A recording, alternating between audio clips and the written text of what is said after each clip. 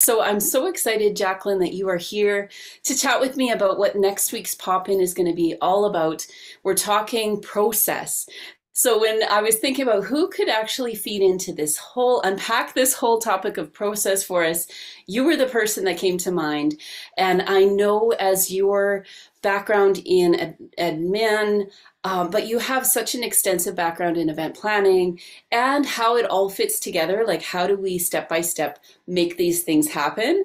So, welcome here. I'm so glad that you're here to chat with me about the Thank process you. part of the pop in, and then we'll talk a little bit about the dates and all of that so that you all have that opportunity to register. Save your seat, it is free. So, no excuses. And we have popcorn from Sugar Creek here in Calgary. The kettle corn is amazing. So, if nothing else, pop in to have some popcorn in here, Jaclyn. But That is why I said yes to.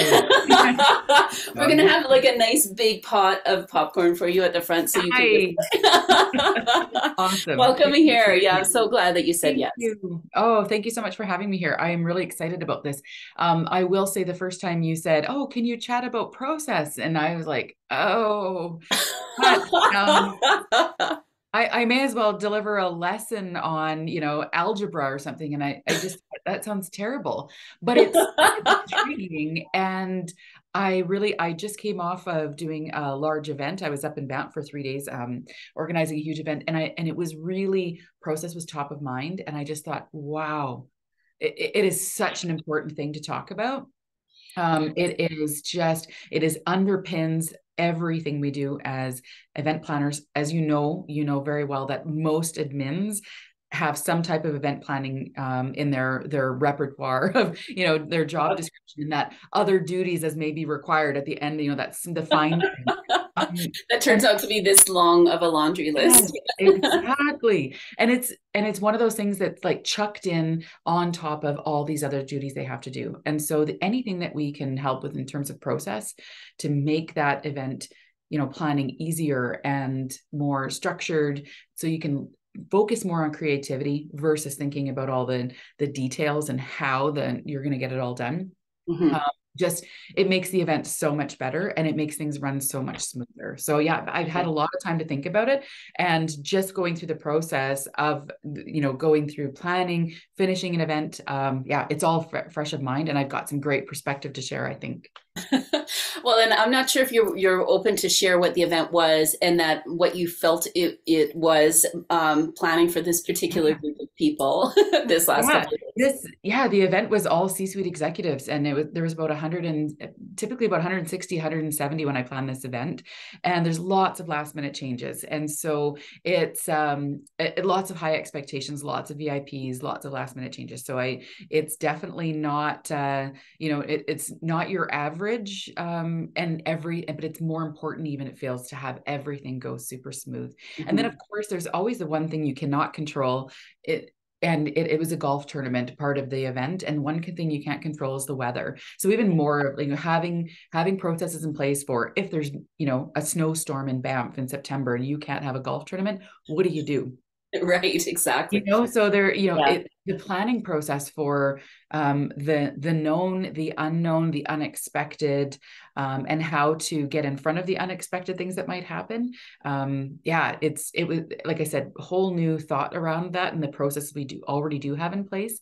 And yeah, I think It's kind of interesting that. when you bring that up because all of the changes that are happening and everybody has their own agenda, right? So even if you're with a planning team, Yeah, even if you have that opportunity to look at a master plan, yeah, we had one of our, I have an online mastermind for planners, and we had a meeting last week. And one of the conversations was about how somebody was actually taught event planning, but it was like the step by step milestones. And then you do this, and then you do this, and then you do this. And she said the reality of it is it's kind of all coming at you at once, and you yeah, can't really just focus on one step at a time. And so when we talk process, there is, I actually joke sometimes with my girls that I'm a roamer when I clean the house. So I yeah, literally roam around the house, and there's probably reasons for this, but I've yeah, learned to embrace it. But I'll go to the kitchen, I'll do a few things, and then I'll think about that other thing in the living room, and then I'll yeah, come back over here. So I need a chunk of time Yeah. that I can kind of make sure I'm going through the process of making it through the house so everything is actually clean, but it's a very different way of, I think, thinking. Yeah. And I think sometimes if we're expecting it to go A, B, C, D, E, Oh, yeah. and then we have to jump back to D, or sorry, Yeah. or A, and then we have to kind of incorporate two at a time, and then you've got all the opinions and all the other things that are happening within that planning. That it, how do we build a process, or is there a way to manage both ends, where we have our plan, we Yes. know kind of from A to Z or whatever it is that we're planning over here, but then we have this ability to have a process for when things don't go as we planned it. So I'd love for you to answer that, and then maybe tell us a little bit about what you're going to be talking about. We don't want to give them everything today, but Yeah. what you're going to be talking about on the 27th, where you're going to help us within the course of that couple of hours together. How are we able to incorporate process into our planning in a way that actually makes sense in a planning context? Well, and I don't want to reinvent the wheel or teach people things that they already know. And so, I mean, like you said, there's a lot of event planners that have been taught that it's a very methodical process. But what I find what happens is it all works great until probably like the last week. And I was explaining to the executive that I was working with that I said, we're at the period of time where I have this beautiful spreadsheet and it has all of the information on it and it is wonderful. And I said, but now we're at the point where we're splitting this out. So we're going to split it into golf foursomes, those who are golfing, and then into golf foursomes and who need rental clubs. And then we're splitting it into dinner seating, and that's going to be different. And then we're going to split it into name tags, so that's going to be different. And then something changes. So what happens when something changes? Somebody can't come, somebody else is coming in their place. And so when, you need to have a process in place at that point when everything is stressful, you're right a week before the event and something changes. And so and it could be 12 things that change in a day, and you have to keep track of it all. And so what are the process you can have in place there? Because at that point, I think you're almost like a juggler. You have all these balls up in the air and you can't drop any of them. And you're just going like this, and you have to make sure that they all get down safely and put together. And so, yeah, that's when all the lists split out, something changes, and then you have to go back. And also is debriefing after the event. I mean, just because the event is over, I mean, I'm in that phase right now, or, oh, the event is over, hallelujah, catch up on some sleep. But then there's the cleanup after the event. What else needs to be done? There's a lot. And when you're fresh off of a big event, it's hard to think about all of those things. So how do you put processes in place so that you don't skip anything or miss anything, especially things that are really important, like acknowledging people that were, provided really great service, and acknowledging people that were very, either just supportive in terms of sponsoring the event. And those are the things that are really important to lay that foundation for the next year if it's an ongoing event. And also, I think it's important that if you have processes in place, you could really save time and reduce errors. You can simplify things. You can communicate effectively. There's just so many things that you don't want to have to rethink all the time. So if you have something in place, you aren't required to keep thinking about the same thing over and over again.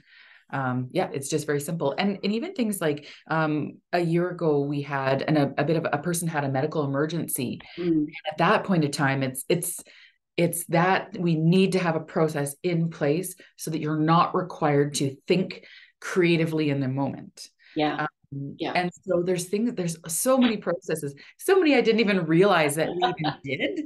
But when I really thought about it, I thought, oh yeah, like this is so important, and it's not boring. It's not boring. No. I thought, oh God, Lisa, bring the popcorn because we're going to need fun, And I'm like, but no, this is fascinating. It was really, really fascinating. Well, and the idea too, like when you're talking about the medical emergency, or when we're putting some kind of a risk you hope nothing's going to happen, but you put your risk management plan in place, and you've got all your whatever is going to happen, you just sort of have to think of all of that. But I love what you're saying in the moment is that you don't really have time in that moment when there's either a crisis, or even if there's something great that happens, somebody shows up that you didn't expect they were going to be there, and now there's a buzz and there's things happening that you have to somehow manage the logistics around that. There can be that feeling that sometimes as planners that we can't juggle all the balls, and we talk a lot here at Candy about how do we connect with others and how do we make sure our teams are understanding what we're trying to accomplish. Yeah.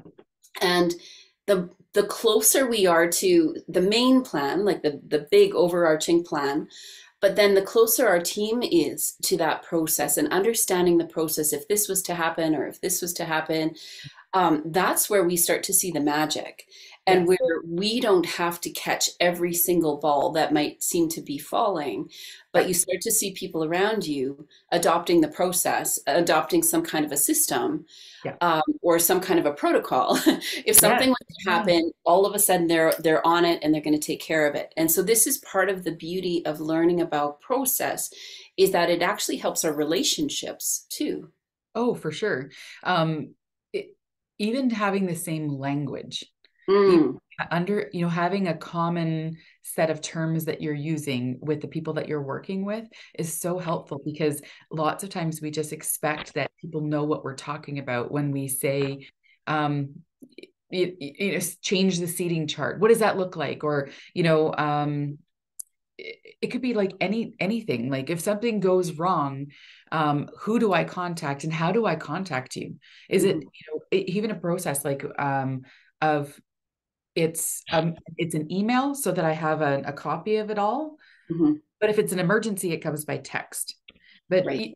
things like that. And it's like remembering afterwards that all the things that changed after the event, what changed, if my golf foursomes changed, it's important to keep those for next year. So if those changed, it's like closing the loop on that so that Mhm. we have saved the accurate list for the files for the next year.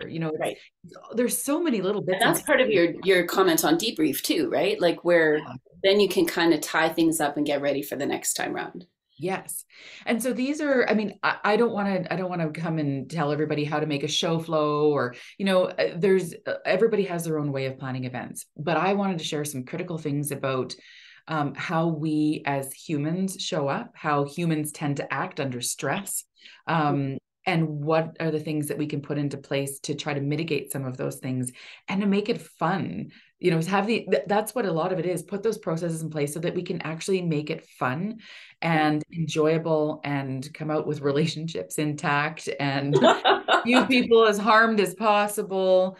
Yeah, And like, ready to do it again, right? and Like ready to do it again. yeah. Exactly. This is Yep. not for the faint of heart. I mean, event planning is, a lot of people just get thrown into it and they really do the best they can. But there's a lot that we can learn about in terms of, curiosity and, human behavior, how humans respond to change. Like there's going to be changes. And so how humans respond to change, even the process of that is really good to understand.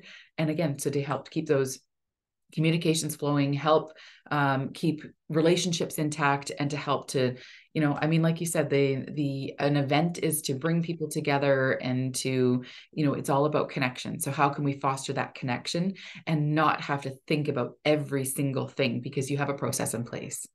I love that. And I'm so excited to have you there. I think we will have a Q&A at the end. So this is going to be on the 27th. So those that have not registered, make sure you save your seat because Jaclyn's going to be with us. And I love what you've shared with us today, because it gives us a little bit of a taste that we're not going to reinvent the wheel for you on all of your systems or whatever process system you use, let's say online, whatever that is. We want to dig a little bit deeper and say, I love how you also said, show up where you're not stressed out about the work that you're doing. We're building connections with each other in the process, and we're actually building for the next time round. Because sometimes we do forget, we're exhausted. There's so many details. We probably made a ton of changes in the last couple of weeks. And then now we've probably forgot it if we've left it too long. How do we make sure we capture all of that so that we can do a great job the next time round? So find your seat at candyconsulting.ca/connection. It's free. You'll get popcorn. We're going to have some snacks, and there will be an awesome time. So bring your questions, because Jaclyn, hopefully you'll be willing, but hopefully bring your questions, and Jaclyn, you'll be able to answer some Q&A while we're Oh, there. I'd love to. Yeah. I'll plan for the unexpected. Yeah, exactly. You're very good at that, that's for sure. So thank you so much, Jaclyn, for taking the time with me today. And I know that even from today, I've gotten some little nuggets that I can take away in my own planning.